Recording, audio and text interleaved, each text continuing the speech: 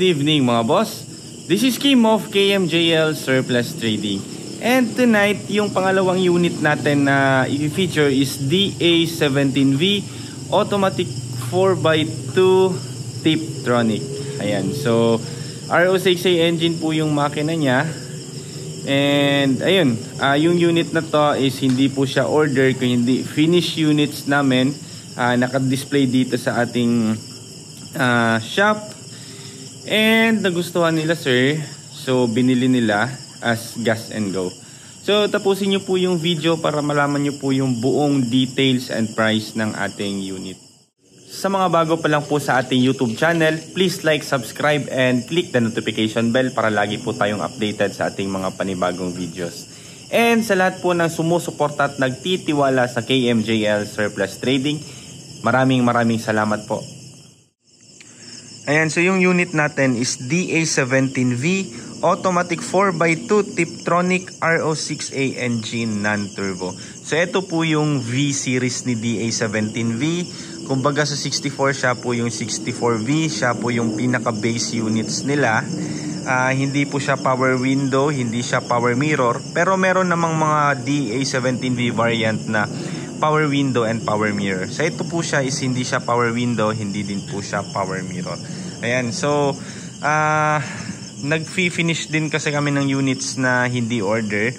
Dinidisplay natin dito sa ating shop or yard.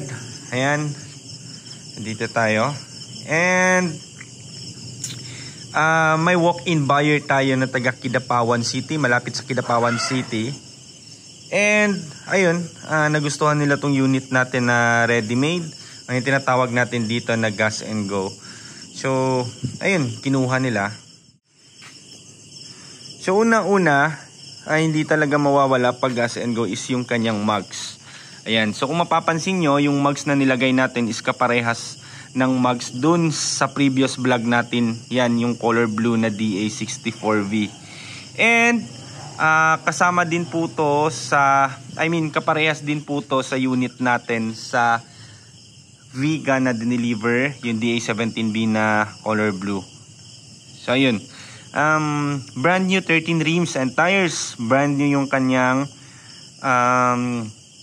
lug nuts. Ayan, so meron po siyang wrap around 3M tint. Syempre yung harap is magic tint, and dito naman is medium black. Dito is super black. So dito medium black po siya kasi nga vision siya dito sa ating side mirror. So dito at saka yung quarter glass super black po yan kasi sila yung nagbibigay tilim sa loob para may privacy tayo. Yan. So dito naman sa likod medium black kasi nga vision din to ng ating center mirror. Ayan. So yung color niya is neon green, most likely apple green na meron po siyang mica ng sunburst yellow. Ayan, so medyo hindi po natin makikita dito sa camera kasi iba pa rin po yung actual color niya. Ayan.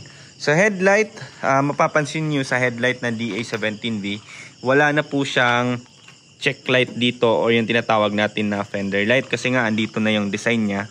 Ayan, so ito po yung kanyang bulb ng kanyang headlight, park light, signal lights. Ayan, so dito din yung makikita na natin yung kanyang hazard. Ayan, signal light. Ayan. So dito po siya nagre-reflect. Ayan. So nakapag-decide kami na yung kanyang grill sa gitna is i-color silver instead of color black or body color. Para naman may konting dating, may contrast. Ayan. Sa interior niya mga boss, meron po siyang upholstery. Ayan, so yung kulay na pinili natin is light beige. Ayan, so yung upholstery niya is sa upuan lamang. Wala siyang back seat, wala siyang upholstery ng ceiling. Ayan, so stock yung ceiling natin. Nilagyan natin ng matting, additional matting, brand new mattings. Ayan, medyo madumi pa kasi galing tayo ng test drive kanina. Ayan, so dito po yung kanyang dashboard. Ayan, so dito naman sa dashboard mga boss, may dumi pa pala. So ipa-final to kasi i-release natin. So dito naman sa dashboard, wait lang So dito sa dashboard mga boss, ayan, palagi ko tong sinishare every time may vlog ako ng DA17V. Kasi nga, kung mapapansin nyo lang, yung ating shifter is kasama po sa conversion natin. Originally galing siya dito, and eto mismo is galing siya dito. So, kasi dito, di ba dito yung kanyang manibela before sa Japan. So, kailangan talaga si manibela is malapit dito sa ating kamay. And, ayun, pagdating sa Pilipinas, kinonvert siya into left hand drive. And, ayun, kinonvert din natin kasama tong ating shifter. So, I don't know sa ibang builder bakit hindi nila kino-convert. Hindi nila sinasama yung conversion ng shifter. So, nangyayari sa iba, dito yung kanilang manibela, but yung kanilang shifter is andito. So, sobrang layo ng pagitan ni steering and ng ating shifter. So, dito po sa atin sa KMJL, kasama po to. I don't know lang sa ibang shop kung ano yung pinaka main reason nila, hindi natin alam. No bad comment naman tayo regarding dyan. Lahat naman tayo mga builder is may kanya-kanyang diskarte, may kanya-kanyang reasons kung bakit ganyan, ganito. Ayan, bakit ganyan yung kanilang mga pamamaraan. So, ayun, nire-respeto natin yan. Sinishare ko lang sa inyo na yung conversion natin is kasama yung ating shifter. Ayan, so Tiptronic po siya, automatic 4x2. So, nilagyan din po natin ng touchscreen stereo with backing camera. Meron siyang dashcam. So yung dashcam natin is dalawa na din yung camera. Isa dito sa harap and isa din dito sa likod. So recorded po yan. Lalagyan na lang po siya ng memory card. And syempre, hindi talaga mawawala tong ating water temperature gauge. So ulitin ko lang. For me, mawala na lahat ng accessories. Wag lang po itong water temperature gauge. Especially yung ating design ng ating panel gauge is wala po siyang indicator or yung analog ng water temperature. So only the gasoline ang kanyang gauge. Wala po siyang bars or analog ng ating water temp. Ayan. So kung nagtataka kayo ba't nakailaw lahat ng indicator, kasi nga naka-off yung makina natin mga boss. So kung i-on natin yung engine, ayan, mawawala yan. Except lang dyan sa seatbelt, sa dito sa doors na indicator. Ayan. So aircon, power steering, hindi po siya power window. So sa interior niya, meron siyang upholstery and mattings plus yung extra accessories. Ayan. And so advantage din ng ating gas and go is para kasi siyang para siyang nangyayari dito na running for sale. So nung time na wala pang buyer, minsan nagagamit tong unit, halimbawa may kukunin na stocks, ayan. So sa pamamaraang yun, matitest talaga natin yung unit and ayun, makukonsider natin kasi yan as test drive. So after nun, pagka wala na talagang problema, so that's the time na ilalagay siya natin dito, isasama natin sa ating mga finish units ay yung tinatawag natin na gas and go. Ayan. And ayun nga, paulit-ulit kong sinasabi lahat dito mga boss, kasama na heavy PMS. So ayan, alam ko,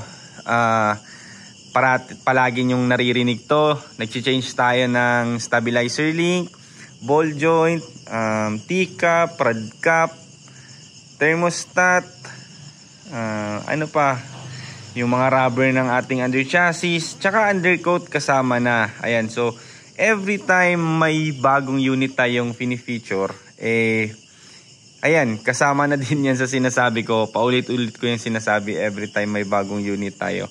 So ayun.